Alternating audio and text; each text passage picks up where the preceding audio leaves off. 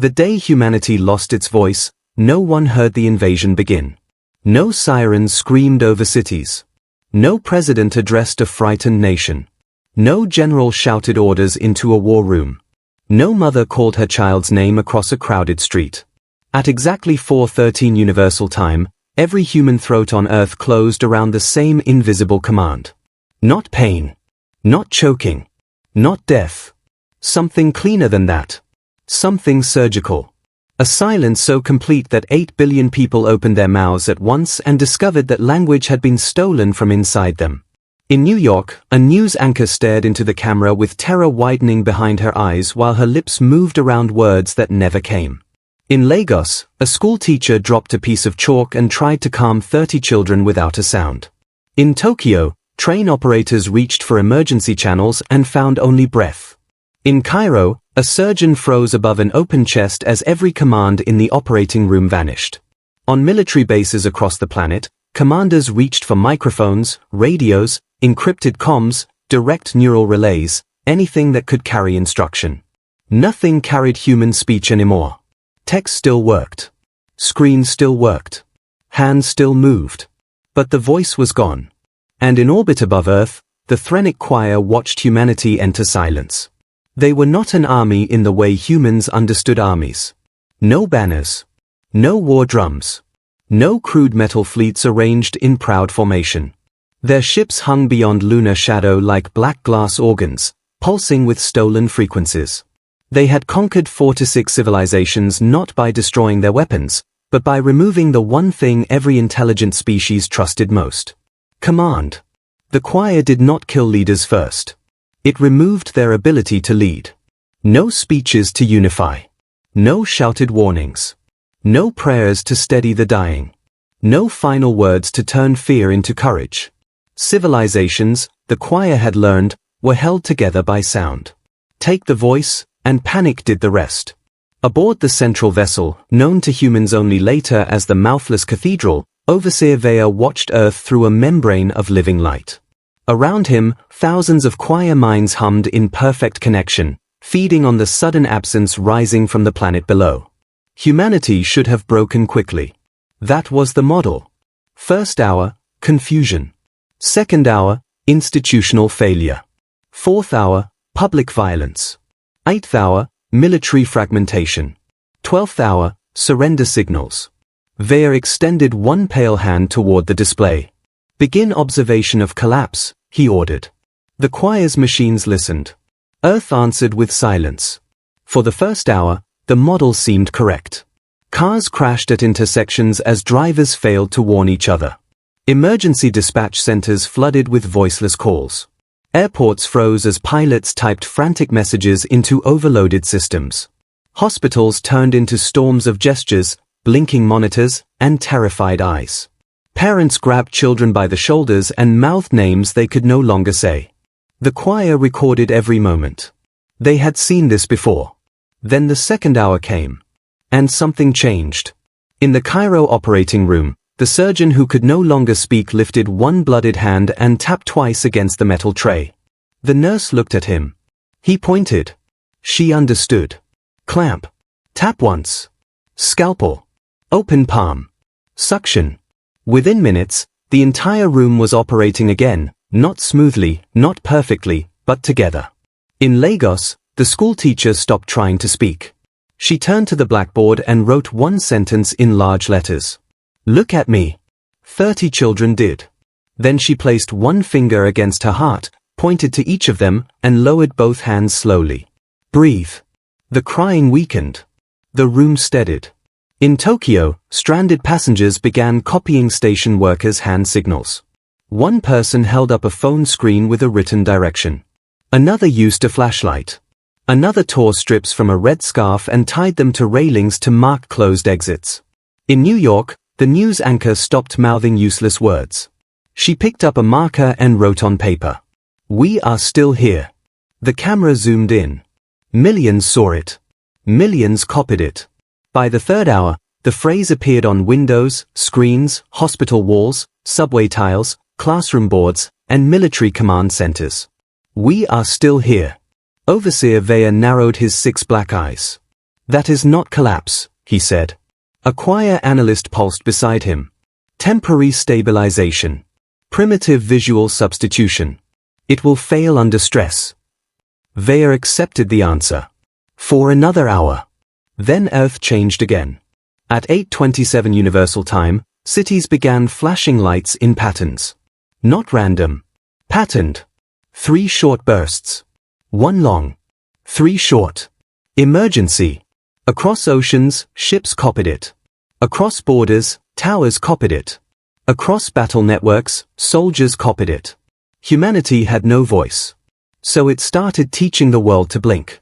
The choir's listening machines, designed to harvest speech, found themselves drowning in gestures, symbols, rhythms, lights, pulse codes, written fragments, movement patterns, traffic shifts, hand signs, flag systems, drum beats, heart monitors, and silence that somehow carried intent.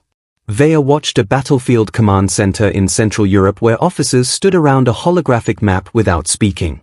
One woman moved 2 red tokens. A man tapped the table 4 times.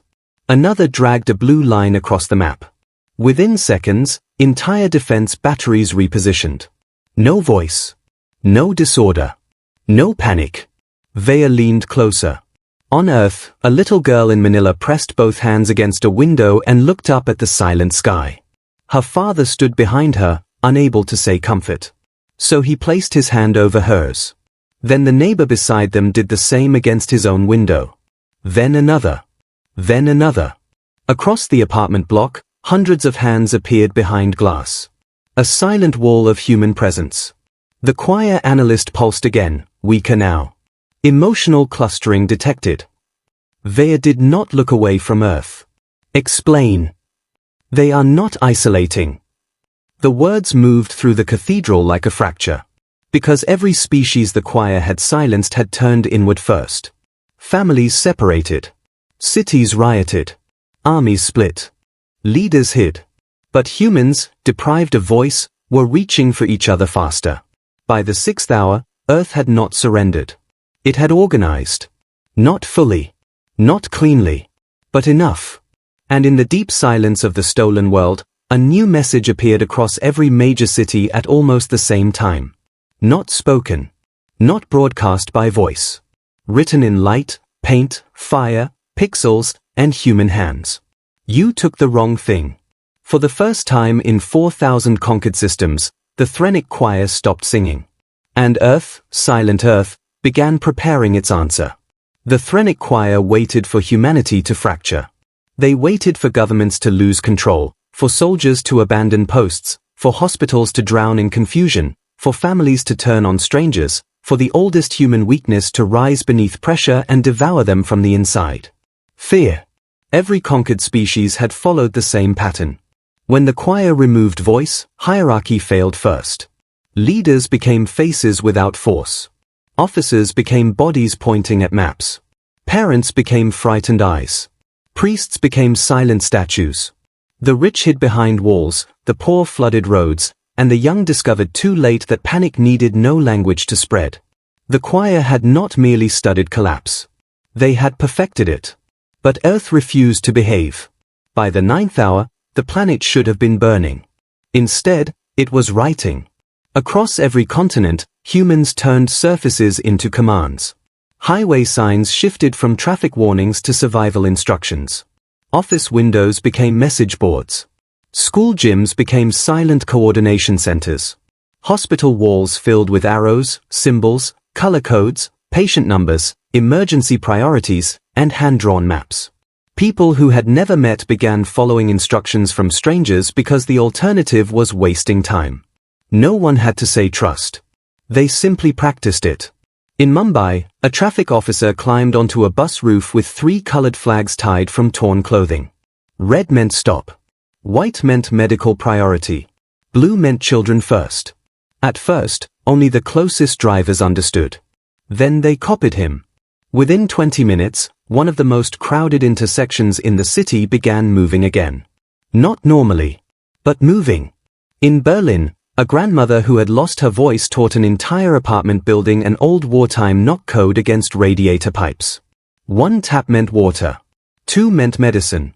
3 meant danger. By evening, the whole block was communicating through metal bones inside the walls.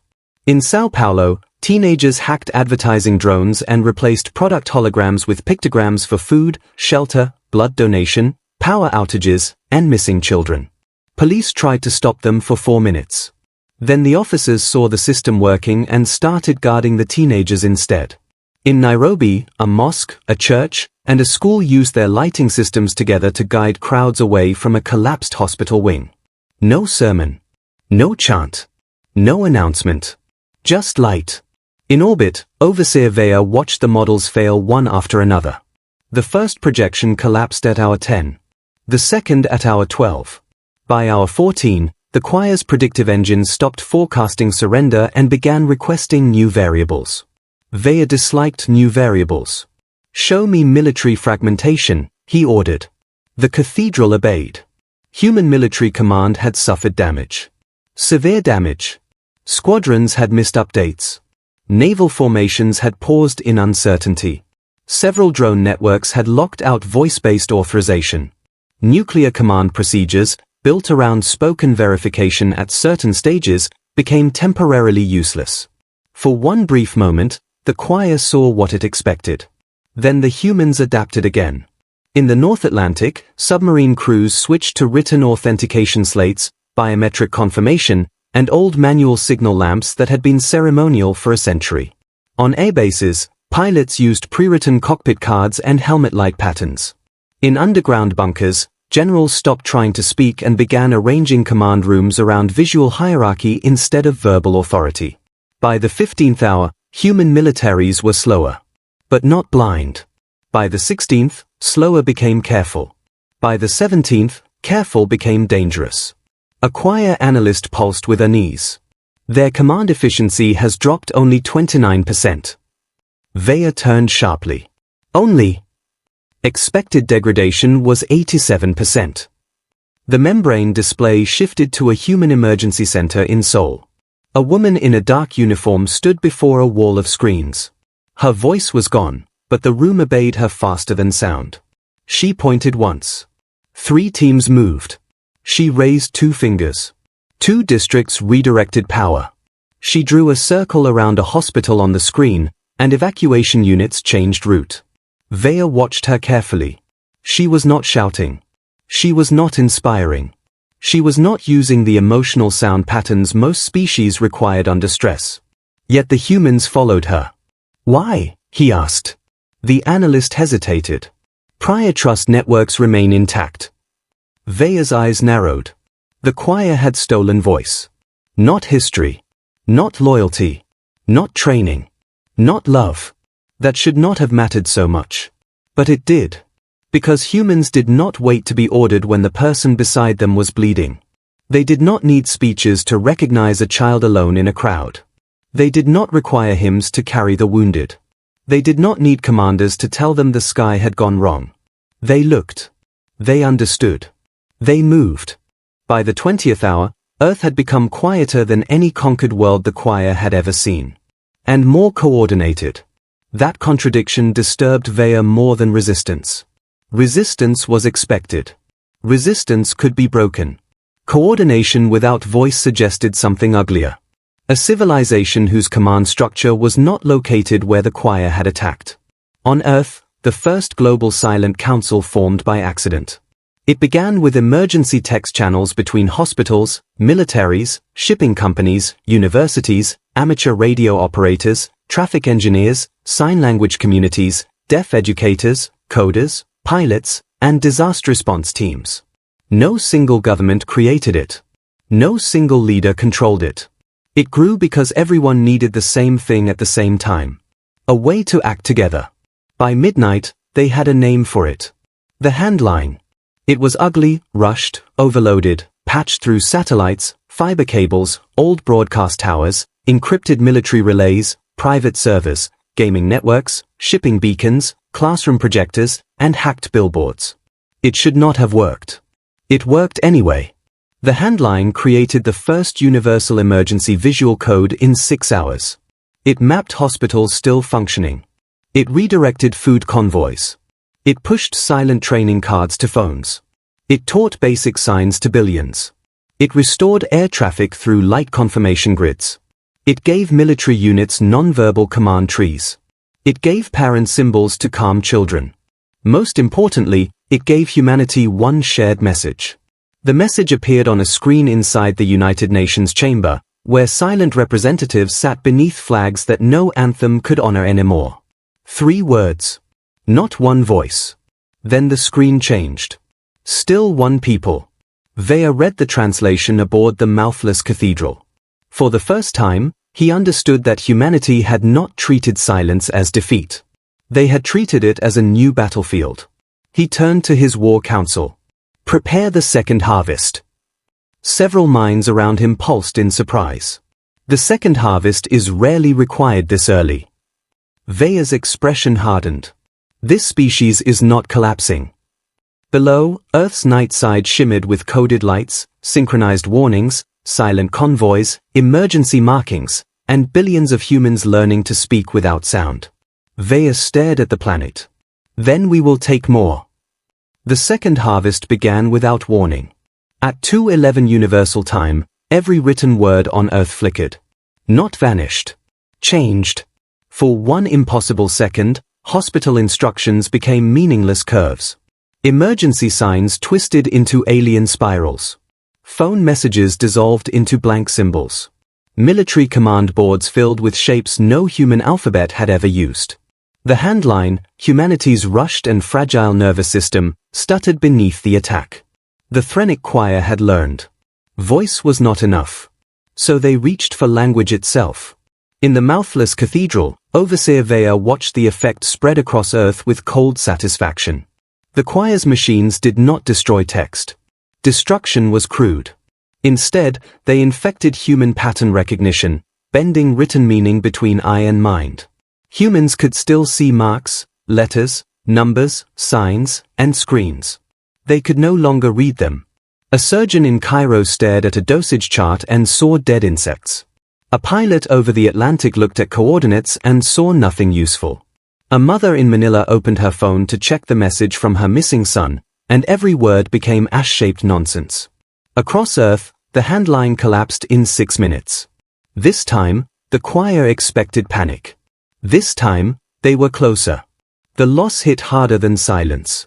When voice disappeared, humans could still write. When writing broke, billions felt the floor drop beneath civilization. Their emergency codes died. Their maps became useless. Their screens betrayed them. The shared phrase that had held them together, "We are still here," became unreadable even to the hands that had painted it. For 20 minutes, Earth shook under the weight of a second theft. Not buildings. People. In Seoul, the silent commander froze before a wall of useless symbols. In Berlin, the radiator knock code became the only reliable language left in the apartment block. In Mumbai, the traffic officer on the bus roof threw away the flags marked with written labels and stared at the sea of vehicles below, knowing one mistake could kill dozens. Vaya leaned toward the membrane display. Now, he whispered. But he did not understand humans yet. He understood speech. He understood writing. He understood command. He did not understand rhythm. The first pattern began in a hospital. No one recorded the exact room. Later, 8 cities would claim it started with them. The truth mattered less than what followed. A nurse stood in a darkened corridor surrounded by patients, doctors, and family members who could not speak, could not read, and could no longer trust the symbols on their screens.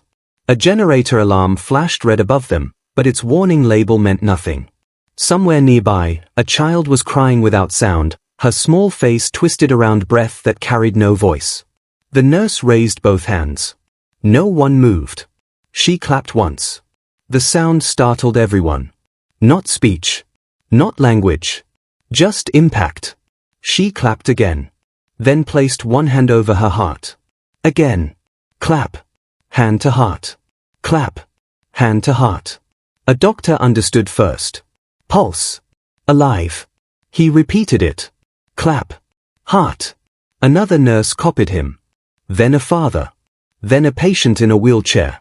Within seconds, the corridor filled with the same pattern. Clap. Heart. Clap. Heart. We are alive. No one had to read it. No one had to say it. They felt it. The pattern moved faster than text because it needed no alphabet. In Mumbai, the traffic officers stopped using flags as written signs and began using motion. Arms crossed meant stop. Arm sweep meant go. Hand to chest meant medical. 2 fingers pointed down meant children. He repeated each gesture with deliberate rhythm until drivers copied it through windows, mirrors, and headlights. In Berlin, the grandmother changed her radiator code. Not labels. Sequences. 1 tap, safe. 2 taps, need help. 3 fast taps, danger. Long pause. Repeat. By morning, people in nearby buildings were tapping back. In Nairobi, the mosque, church, and school abandoned written coordination and began pulsing lights by rhythm. Slow pulses guided movement. Rapid pulses warned danger. A steady heartbeat pattern marked safe shelter. Humans stopped trying to replace voice. They started building something older. Before alphabets. Before nations. Before screens. Pattern. The choir's machines struggled to classify it. Their models called it primitive. Then the primitive system spread across the planet. Ships flashed light in heartbeat cadence. Cities pulsed traffic grids in sequence. Military units abandoned text-heavy orders and returned to battlefield signals older than radio. Flares. Mirrors. Colored smoke. Formation movement. Touch signals. Drum codes rebuilt through speakers that no longer carried human voice but could still carry rhythm. And everywhere, the same bass signal emerged. 1 beat. 1 hand to heart. 1 beat. 1 hand to heart. Alive. By hour 30, Earth had a new foundation. Not speech. Not writing. Shared rhythm. Overseer Veya stood motionless inside the mouthless cathedral as billions of humans began syncing without words. A choir analyst pulsed in confusion. They are simplifying communication. Veya's eyes narrowed. That should reduce coordination. It is not. The membrane displayed a human city at night. Thousands stood at windows, on rooftops, in streets, in hospital courtyards, tapping the same pulse against glass, metal, stone, and skin. The city glowed with lights flashing in time. A heartbeat large enough to be seen from orbit. Then another city joined.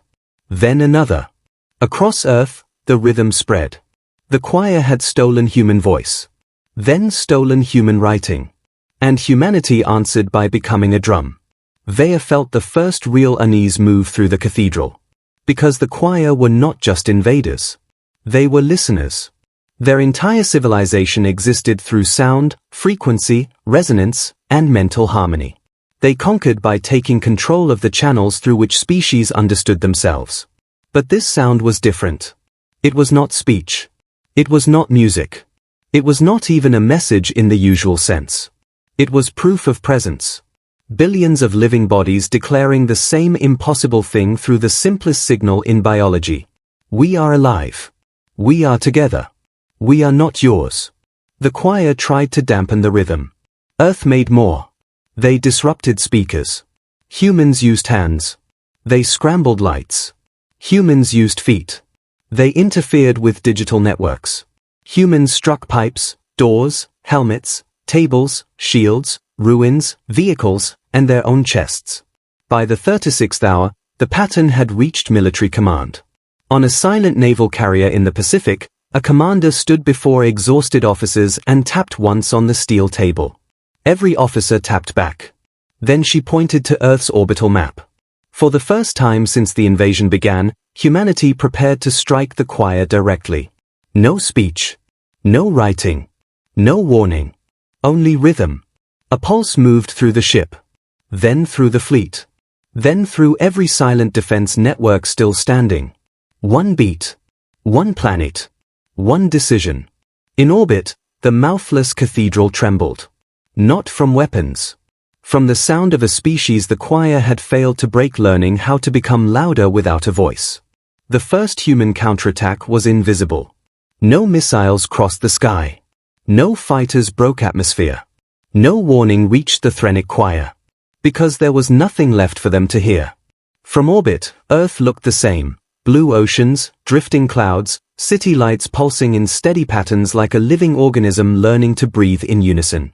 The choir's instruments scanned for transmissions, for speech, for structured language that could be intercepted, decoded, broken. They found nothing. What they did not understand was that humanity had stopped broadcasting. It had started synchronizing. The quiet network was not built in one place. It did not have a central server, a command hub, or a controlling authority. It existed in layers. In the movement of hands. In the timing of footsteps. In the flashing of lights. In the spacing between actions. It was not a system you could hack. Because it was not a system. It was behavior. Across the planet, billions of humans aligned themselves into shared timing. Hospitals, military bases, traffic systems, shipping lanes, emergency shelters, communication relays, everything began operating on coordinated rhythm cycles. Action windows opened and closed in pulses. Movements happened in synchronized bursts. Decisions were not shouted or written. They were anticipated. A soldier did not wait for orders. He moved when the pattern told him it was time. A medic did not need instruction. She acted when the rhythm shifted. The quiet network turned humanity into something the choir had never fought before. A civilization without a command point. A species without a single voice to silence. In the mouthless cathedral, Overseer Vea watched the data streams flatten into something dangerously consistent. "Where are their transmissions?" he demanded. A choir analyst pulsed uneasily. "There are none." "That is impossible. Coordination requires signal." "They are coordinating," the analyst said. "Without emitting anything we can isolate." Vea's 6 eyes fixed on Earth. Then the first strike hit. Not from the ground. From orbit. Several abandoned human satellites, old weather platforms, broken communication relays, defunct research stations, shifted position at the same time. No command signal preceded the movement. No thruster ignition warning. No visible coordination. They simply moved. The choir's defense grid reacted late. By the time interception vectors calculated, the satellites had already reached their targets. One struck a choir listening node. Another collided with a sensor array. A third shattered against a resonance tower designed to harvest human frequencies. The damage was not catastrophic. But it was precise. Vea felt something unfamiliar. Not fear. Not yet. Disruption. "They are attacking without command authorization," he said. "No," the analyst corrected softly. "They are attacking without detectable authorization." Below, Earth continued pulsing. In the Pacific, a silent fleet adjusted formation in perfect timing with coastal defense grids thousands of kilometers away. No signal connected them. No voice guided them. Yet ships turned, slowed, accelerated, and aligned as if following a conductor no one could see. In the Arctic, research stations repurposed their energy arrays, syncing power output to create interference fields that disrupted choir scanning patterns. In South America, power grids pulsed in sequence, overloading specific orbital tracking lanes for fractions of a second, just long enough for human drones to pass undetected. Every action was small. But every action was timed. And timing was something the choir could not steal. Because timing was not stored in language. It lived in bodies. In memory. In instinct. The quiet network was not telling humans what to do. It was telling them when. And that was enough. On Earth, the silent commander in Seoul stood before her wall of screens again. The symbols still meant nothing. The text was still useless. But the timing bars, the simple visual pulses mapped across the globe, told her everything she needed to know. A window opened. She raised her hand. Every officer in the room moved. Across the ocean, naval units shifted. Above them, drones activated. Across continents, ground systems aligned. No words passed between them. Yet the operation unfolded with terrifying clarity. The choir tried to respond. They increased sensor sweeps. They attempted to inject false patterns. They flooded orbital space with noise. It did not matter. Humans were not listening to the noise. They were listening to each other. Inside the mouthless cathedral, the first true fracture appeared in the choir's harmony. A subtle thing. Barely measurable. But real. Their civilization depended on shared resonance, voices, frequencies, mental alignment across countless minds. They had evolved beyond individual thought into something unified, something perfect. Something that required signal. And now, they were facing a species that did not. They are becoming independent nodes, the analyst said, struggling to define it. Veya's voice hardened. All species are independent. Not like this. They are acting alone, but together. Veya watched another human satellite drift into a blind spot and strike a choir relay. No warning. No command. Perfect timing. For the first time since the invasion began, he understood the shape of the threat. Humanity was not adapting to silence. It was thriving inside it. Escalate, he ordered. The cathedral dimmed as deeper systems awakened. If they will not speak, we will take what remains. Below, Earth's pulse did not falter. In cities, in oceans, in deserts, in mountains, in broken hospitals and silent command centers, humans moved with a unity no empire had ever forced on them. Because it was not forced. It was chosen. One beat. One movement. One species learning that it had never needed a voice to be heard. And far above them, the Threnic Choir prepared to make its final mistake. The Threnic Choir did not escalate with weapons. Weapons were loud. Weapons were predictable. Weapons belonged to species that needed to prove dominance through destruction. The choir preferred something cleaner. They reached for the last layer. At 41:02 Universal Time, Earth forgot how to feel together. It did not happen everywhere at once. It began with a child. In Manila, the same little girl who had pressed her hands against the window now stood in the same place, watching the silent city breathe in rhythm. Her father stood behind her, hand over hers, sharing the pulse that had steadied millions. Then the pattern slipped. Not the timing. The meaning. The girl looked at her father's hand. And felt nothing. No comfort. No connection. Just pressure. She pulled away. Across the apartment block, the wall of hands broke. Not violently. Not dramatically. Quietly. People lowered their palms and stared at each other like strangers. The heartbeat pattern continued. But it meant less. In Cairo, a nurse tapped her chest and guided a patient through breath cycles. The patient followed. Mechanically. Perfectly. But the fear in his eyes did not soften. In Berlin, the grandmother struck the radiator twice, help. The response came. But slower. Then slower again. Because the urgency behind the taps had thinned. The choir had not removed movement. They had not removed memory. They had removed the bridge between humans. Shared feeling. Empathy. Across the mouthless cathedral, Overseer Veya felt the shift ripple through the data streams. There, he said softly. Now we take the spine. A choir analyst pulsed with approval. Emotional desynchronization spreading. Collective bonding reduced. Trust degradation predicted within 1 hour. That was the real weapon. Not silence. Not unreadable text. Isolation inside connection. Humans could still move together. But they no longer felt why. The quiet network continued to function. But it began to hollow. In Seoul, the silent commander raised her hand to signal an evacuation shift.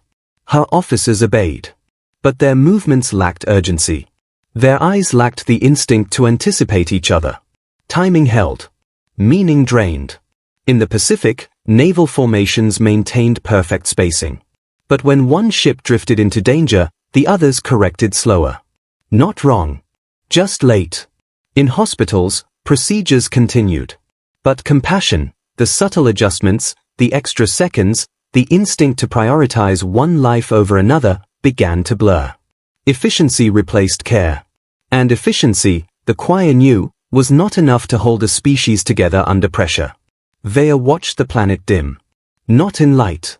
In cohesion. They are still coordinated, the analyst said. For now, Veya replied. Prediction. Collapse in 70 minutes. Because without empathy, the quiet network would fail. Not immediately, but inevitably. Without shared feeling, humans would begin to question each other. Doubt would replace instinct. Delay would replace trust. And delay, in a system built on timing, would become fatal. On Earth, the change was subtle enough that many did not notice at first. Sithravel did. She stood in the silent square among the human defenders who had captured her unit hours earlier. Her armor was no longer locked. She was free to move. She had not run. Not because she was loyal. Because she was watching. At first, the humans had unsettled her with their connection. Now, something else unsettled her more. The absence of it. A medic passed by her, carrying supplies. He did not look at the wounded man beside him. He simply moved. Correct. Efficient. Empty. Sithra frowned. This is wrong, she whispered, though no one could hear her. Nearby, Orion Voss stood still. Very still. He had felt it the moment it began. Not as a loss of strength. As a loss of reason. He watched Celine Ironvale on the far side of the square. She issued commands through gesture, flawless as ever. Units moved. Defenses adjusted. Systems held. But her eyes. They were colder. Not focused. Hollow. Gideon Ash's laughter over the network had stopped. Cassian Rook's voice, always edged with concern, now sounded clinical. Naira Solis flew her ghost ship with perfect precision. But when she diverted power from a damaged engine, she did not hesitate to leave a smaller craft exposed. No guilt. No instinct to shield. Just calculation. Orion closed his eyes. He had seen this before. Not in machines. In people who had fought too long. People who had lost too much. People who had burned out everything that made them human just to survive one more battle. The choir had not stolen human emotion. They had turned it off. Across the planet, the heartbeat patterns still echoed. Clap. Heart. Clap. Heart. But fewer hands touched chests now. Fewer eyes met. The rhythm continued. The meaning faded. Inside the mouthless cathedral, the choir began to sing again. A low, rising harmony of victory. Because this was the moment every conquest reached. The point where a species kept functioning. And stopped being itself. Vaya watched Earth with cold certainty. They will not collapse in chaos, he said. They will collapse in silence. On the surface, Orion opened his eyes. Slowly. Deliberately. He looked at the humans around him. At the systems still running. At the perfect coordination slowly turning into something lifeless. And for the first time since the invasion began, he felt something close to fear. Not of defeat. Of survival without meaning. Sithra stepped closer to him. Your people are still winning, she said, studying the flawless movement around them. Orion shook his head. No. He looked up at the sky. At the invisible enemy that had learned too much, too quickly. This is where we lose.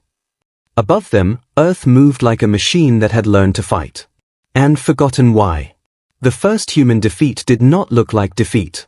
That was what made it dangerous. The cities still moved. The hospitals still operated. The fleets still held formation. The quiet network still pulsed across the planet in perfect rhythm. But perfection was the first sign that something had gone wrong. Humans had never been perfect. They were messy. Contradictory. Impulsive. Irrational at exactly the moments when pure logic demanded surrender. They crossed burning streets for strangers. They wasted time comforting the dying. They broke formation to rescue one ship. They made terrible tactical decisions because one child was still inside a building everyone else had marked as lost. That was why the choir had always struggled to predict them. Now the struggle ended. At 42:19 Universal Time, the choir's predictive engine achieved 94% accuracy over human movement. By 42:31, it reached 97. By 42:44, it reached 99. Inside the mouthless cathedral, Overseer Vaya watched the numbers rise and felt certainty return to the choir's song. There, he said. They are finally becoming understandable. The humans below no longer hesitated for emotional reasons. They no longer broke timing to protect the weak. They no longer made irrational sacrifices. Their systems became efficient. Their defense became clean. Their movement became predictable. And predictability was death. The choir struck at the quiet network's rhythm windows. Orbital resonance lances fired during transition beats, when human defense grids shifted from one action cycle to the next. Listening nodes adjusted to the planetary pulse and began cutting into the gaps. Silent fleets that had been impossible to track now moved along patterns the choir could calculate. A human drone swarm over the Indian Ocean vanished in 7 seconds. A Pacific carrier group lost 3 escort ships because none of the others broke pattern to shield them.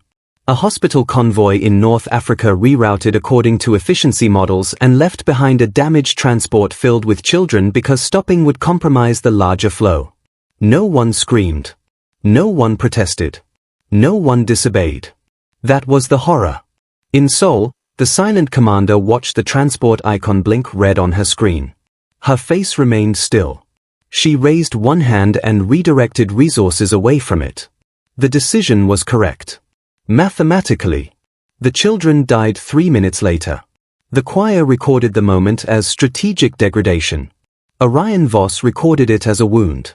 He stood in the silent square, staring at the global feed as the rescue marker disappeared. Around him, humans continued their work with hollow precision. Celine adjusted orbital batteries. Gideon recalculated gravity traps. Cassian redistributed medical load. Naira guided evacuation routes with perfect efficiency. None of them stopped. None of them grieved. Orion looked down at his own hands. They were steady. Too steady. He knew what he should feel. Rage. Grief. Guilt. The old fire that had carried humans through impossible wars. But inside him, there was only clear space where feeling should have been. The choir had not broken humanity's tools. It had broken the reason humans picked them up. Cithravel stood beside him, watching his face. "You understand it now," she said. Orion turned slightly. Cithra swallowed. "Your species is still alive. But something is missing." Orion nodded. "Yes. Can you get it back?" He looked toward the sky. "I don't know." The answer frightened her more than any human threat. Because until that moment, every human she had met had treated impossibility as an insult. Now the old commander sounded honest. Across Earth, the choir tightened the trap. They did not need to destroy humanity anymore. They only needed to let humans continue. Let them become colder. Let them survive by abandoning everything that made survival worth defending. By the 44th hour, the quiet network had become a weapon the choir could read. By the 45th, Earth's defense losses tripled. By the 46th, the first human regional command chose not to save a civilian district because the cost-to-defense ratio was too high. The decision preserved a shield battery. It killed 80,000 people. And still no one cried. In the mouthless cathedral, the choir's song grew louder. Vea extended his hands toward Earth. "Now they are ready." The analyst pulsed beside him. "For surrender?" "No," Vea said. "For conversion." The choir had always preferred conquered species intact. Empty voices could be refilled. Broken cultures could be tuned. Civilizations stripped of empathy became efficient servants, clean extensions of the choir's will. No rebellion. No grief. No loyalty strong enough to resist command. Only function. And humanity, the most difficult species the choir had ever silenced, was finally becoming useful.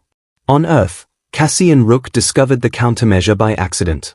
He was standing in a medical bay over a wounded child when the monitors failed. The child had been pulled from a collapsed transit station. 7 years old. Severe internal injuries. Low oxygen. Fading fast. Protocol marked her as low survival probability. The quiet network reassigned surgical resources to higher value patients. Cassian watched the reassignment appear. His hand moved to approve it. Efficient. Correct. Then the child opened her eyes. She could not speak. No one could. She simply reached up and gripped Cassian's sleeve. Small fingers. Weak pressure. No strategic value. No military relevance. No rational priority. Cassian stared at her hand. Something inside him cracked. Not loudly. Not completely. But enough. A memory struck him with physical force. His daughter, 40 years earlier, grabbing his sleeve during the evacuation of Marrowgate, asking without words if he would come back. He had not. The feeling hit like pain returning to a limb. Cassian gasped. The medical staff around him turned. For the first time in hours, his eyes filled with tears. He slammed his hand down on the override panel. Denied reassignment. He pointed at the child. Then at the operating room. Move. The nurses hesitated. Cassian grabbed one by the shoulders, forced eye contact, then pressed his palm hard against his own chest. Not rhythm. Not command. Pain. The nurse froze. Her face changed. Slowly. As if waking from anesthesia. Then she cried too. Across the medical bay, the effect spread through touch, eye contact, memory, and grief. One human feeling returned inside one room, and the choir did not notice because it was too small to measure. But humans had never needed large beginnings. Cassian opened an emergency visual channel to Orion. Text was useless. Voice was gone. So he did the only thing left. He transmitted the child's image. Her hand gripping his sleeve. His tears falling onto her wrist. One frame. No words. No code. No rhythm. Just meaning. Orion saw it in the square. For 1 second, nothing happened. Then he remembered a name. Not a tactic. Not an order. A name. Mara Voss. His sister. 8 years old. Lost during the first frontier bombing. He remembered her hand in his. He remembered letting go because a commander ordered the evacuation door sealed. He remembered surviving. He remembered hating survival. Emotion returned like a blade through his chest. Orion fell to one knee. Sithra stepped toward him. Commander! He lifted his head. His eyes were wet. And alive. He looked at the humans around him, hollow, efficient, dying from the inside. Then he understood the choir's mistake. They had stolen voice. They had stolen language. They had stolen shared empathy. But they had not stolen memory. And memory could reawaken feeling. Not through command. Through witness. Orion stood. Slowly. Painfully. Then he placed both hands against his chest and bowed his head. Not as a signal. As confession. Across the square, one medic saw him. Then Celine. Then Gideon. Then Naira. Each of them stopped moving. Each of them remembered someone. A child. A brother. A lover. A soldier they failed to save. A face buried so deep under duty that even silence had not reached it. The quiet network faltered. But humanity did not. Something older than rhythm began to spread. Not coordination. Witness. One human showing another what hurt. One memory waking the next. One grief becoming a bridge. In orbit, Vea's predictive engine dropped from 99% to 61 in 30 seconds. Then to 40. Then to error. The analyst pulsed in alarm. Emotional resonance returning. Vea turned sharply. Impossible. We severed collective empathy. No, the analyst whispered. They are not sharing empathy. The membrane display filled with human faces. Crying. Remembering. Choosing. They are sharing pain. On Earth, Orion Voss looked up at the silent sky. For the first time since humanity lost its voice, he smiled. Not because they were winning. Because they had found the part of themselves the choir could not command. Then he raised one hand. Across the planet, humans began sending images. Not orders. Not words. Not codes. Faces. Memories. Losses. The choir had made humanity silent. So humanity answered with every wound it had ever survived. The choir had conquered worlds by studying what species said. Humanity defeated them with what it could not say. At first, the images came slowly. A father in Manila sent the picture of his daughter's hand pressed against glass during the first hour of silence. A nurse in Cairo sent a blood-stained glove resting beside a child's breathing mask. A grandmother in Berlin sent a faded photograph of the husband she had lost before the invasion, his name now unreadable to her, but his face still enough to break her heart open. A sailor in the Pacific sent the empty bunk of a friend whose ship had not returned. A soldier in Seoul sent a helmet with a crack through the visor. No captions. No names. No explanations. Just memory. The handline changed shape. It stopped carrying instructions. It became a war of witnesses. Billions of images moved through broken networks, hacked satellites, emergency relays, ship-to-ship signals, hospital feeds, home projectors, street screens, cockpit displays, and orbital defense systems. Humanity could not speak. It could not read. It could barely trust rhythm anymore. So it showed the truth. Every loss. Every love. Every reason to continue. The choir tried to filter the images. But the signal was not in the files. It was in the reaction. A woman saw a stranger's dead son and remembered her own. A medic saw an old scar and remembered the patient he had failed. A pilot saw a child's toy floating in floodwater and broke formation to save an evacuation craft marked as inefficient. A commander looked at 80,000 lost civilians on a darkened district map and finally wept. Empathy returned unevenly. Violently. Painfully. Not like a switch turning on.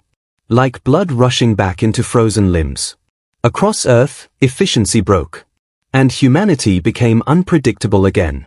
Inside the mouthless cathedral, Overseer Vaya watched the predictive engine collapse into useless noise.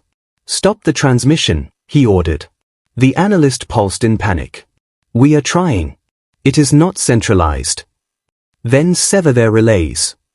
"We did." "Then why does it continue?" The answer appeared on the membrane display before the analyst could speak. Humans were holding pictures up to cameras. Painting faces on walls. Projecting memories onto clouds with emergency lasers. Carving symbols into dirt. Passing photographs hand to hand. Drawing the missing on hospital floors. Even where power failed, the signal continued through human bodies. Through tears. Through touch. Through witness. Vaya stared at the planet below. For the first time, the choir could not find the channel. Because the channel was not technology. It was grief. Then humanity aimed that grief upward. Every surviving orbital platform turned toward the mouthless cathedral. Not with missiles. Not with guns. With transmission arrays, signal mirrors, hacked weather satellites, redirected city lights, naval lasers, atmospheric projectors, and billions of synchronized visual feeds. Orion Voss stood in the silent square beneath the wounded sky and raised both hands. Not to command. To offer. Around him, Celine, Gideon, Cassian, Naira, Sithra, soldiers, doctors, children, and strangers did the same. Across Earth, the movement repeated. Hands raised. Palms open. Not surrender. Exposure.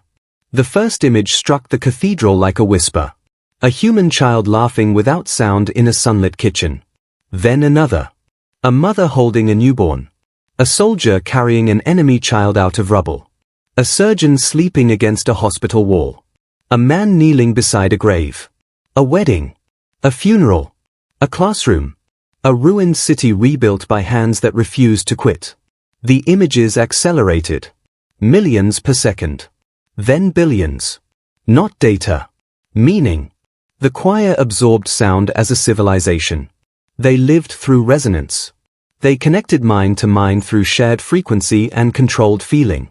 They had stolen voices for thousands of years because they believed sound was the doorway into a species. Humanity opened a different door. Memory entered the choir. And the choir was not built to survive individual grief. Inside the cathedral, the first choir mind screamed. Then another. Then thousands. Their harmony cracked as human memories flooded their shared awareness. Every image carried emotion too specific to flatten, too personal to convert into clean resonance. The choir tried to absorb it as pattern. It refused. A dead brother was not a pattern. A lost daughter was not a frequency. A hand reaching for help was not a strategic variable. Human pain entered the hive and kept its shape. Vaya staggered backward as memories hit him. Not his. Theirs. He saw Manila through a child's eyes. He felt a father's hand shaking behind hers. He stood in Cairo beside Cassian Rook as the dying girl gripped his sleeve. He watched Orion Voss remember the sister he had lost. He felt Celine choosing to fight while knowing her body might not survive it. He felt Naira turning her ship into enemy fire because calculation had said not to. He felt billions of lives, each one impossibly small, each one unbearably heavy.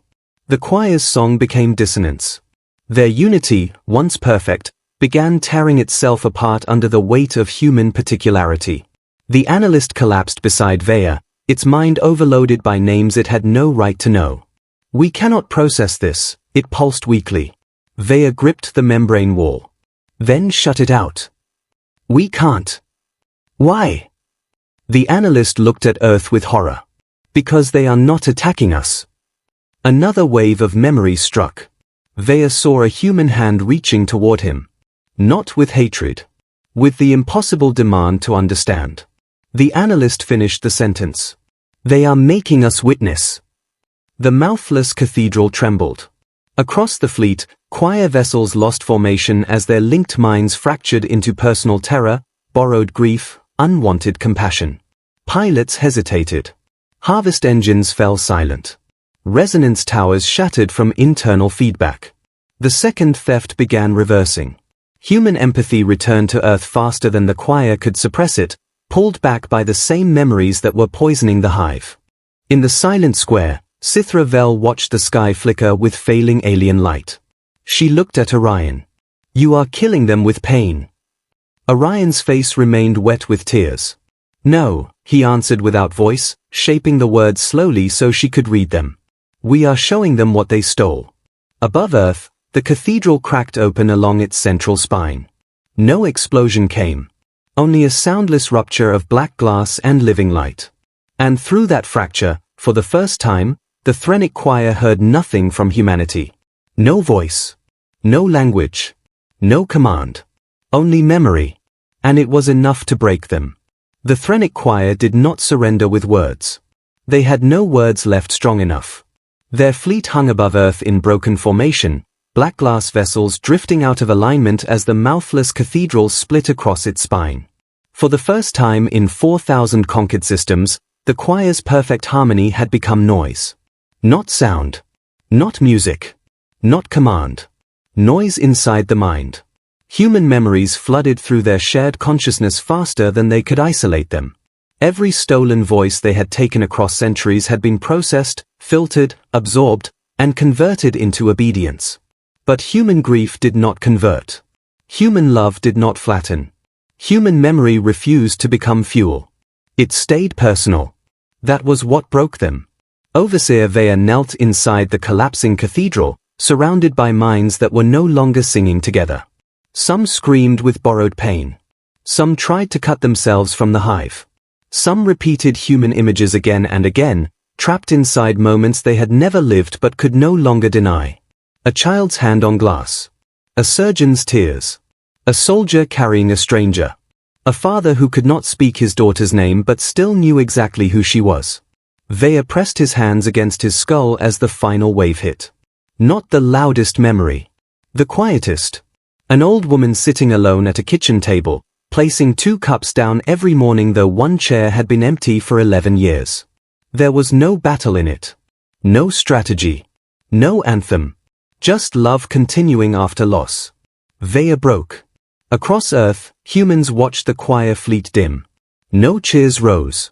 No speeches followed. No victory song filled the air. Humanity still had no voice. But every city understood. The invaders had finally felt what they had stolen. In the silent square, Orion Voss stood beneath the wounded sky as the last resonance towers around the cathedral failed.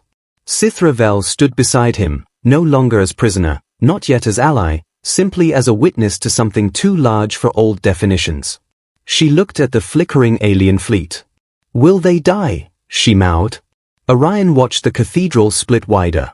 Then he shook his head. "Not if they choose not to."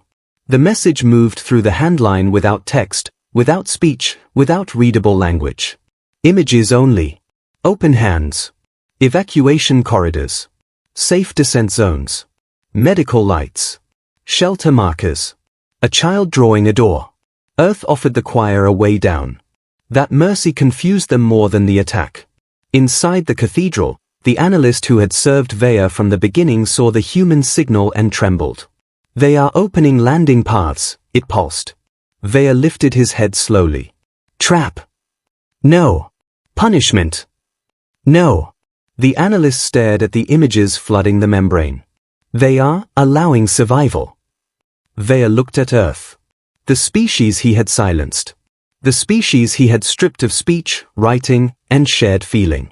The species he had tried to turn into a machine. And now that same species was offering his broken fleet a choice. He did not understand it. But he finally understood that his failure had begun there. The choir believed survival required control. Humans believed survival meant refusing to become what hurt them. Vaya reached toward the central resonance core and sent one final command through the damaged hive. Not conquest. Not retreat. Release. Across Earth, the pressure in human throats vanished. It happened unevenly. A breath first. Then a cough. Then a gasp. In Cairo, Cassian Rook heard a nurse sob aloud and froze as if the sound itself were sacred. In Manila, the little girl at the window whispered one word. "Papa." Her father collapsed to his knees and held her like the whole planet had returned in that single syllable. In Seoul, the silent commander lowered her hand, closed her eyes, and let the first broken sound escape her chest. In the Pacific, sailors shouted names across damaged decks. In hospitals, homes, shelters, streets, bunkers, and burning districts, humanity's voice returned. Not as a roar. As millions of small sounds. Crying. Laughing. Praying. Calling. Remembering. The choir heard it all. And did not harvest it. One by one, their ships powered down. The surviving vessels descended through Earth's atmosphere under human guidance, landing in oceans, deserts, fields, and ruined spaceports. They came not as conquerors now, but as wounded things carrying too many stolen lives inside them. Some humans wanted to destroy them. Orion understood that. He felt it too. The rage had not vanished when empathy returned. If anything, it had sharpened. Mercy was not softness. Mercy was a decision made while anger was still alive. That was why it mattered. Hours later, Vaya stood on Earth's surface for the first time. He was thinner than his projection had made him appear. Pale, shaking, surrounded by human guards, medics, and survivors who stared at him with the kind of silence even a restored voice could not fill. Orion faced him in the square. For a long moment, neither spoke. Then Vaya did something no choir overseer had ever done before. He lowered his head. "We took your voices," he said, his borrowed human language cracked and imperfect. "And you answered with what we could not steal." Orion said nothing. Vaya looked at the humans gathered around them. "I heard them," he whispered. "The dead. The loved. The abandoned. The remembered." His 6 black eyes lifted to Orion. "How do you survive carrying so much pain?" Orion looked toward the city, where humans were rebuilding signs, lifting wounded strangers, calling names into streets just to hear them answered. "We don't survive by carrying it alone." Vaya's expression shifted. Not peace. Not forgiveness. Understanding. Small. Late. But real. The war did not end that day. Not fully. There were graves to dig, cities to repair, trials to hold, and stolen voices from 4 to 6 civilizations to return. Humanity would not forget what the choir had done. Mercy did not erase justice. Survival did not cancel consequence. But Earth had proven something the universe would never misunderstand again. Human voice was powerful. Human language was powerful. Human rhythm was powerful. But none of them were the core. The core was the thing beneath all of it. The hand reaching through silence. The memory refusing to die. The pain turned into warning. The love turned into resistance. And when the restored broadcasts finally reached the stars, humanity did not send a threat. It sent a recording. One sound. Simple. Biological. Untranslatable. A human heartbeat. Every conquered world heard it. Every empire feared it. And every silent prisoner across the galaxy understood what it meant. Humanity still speaks. Even when no one can hear.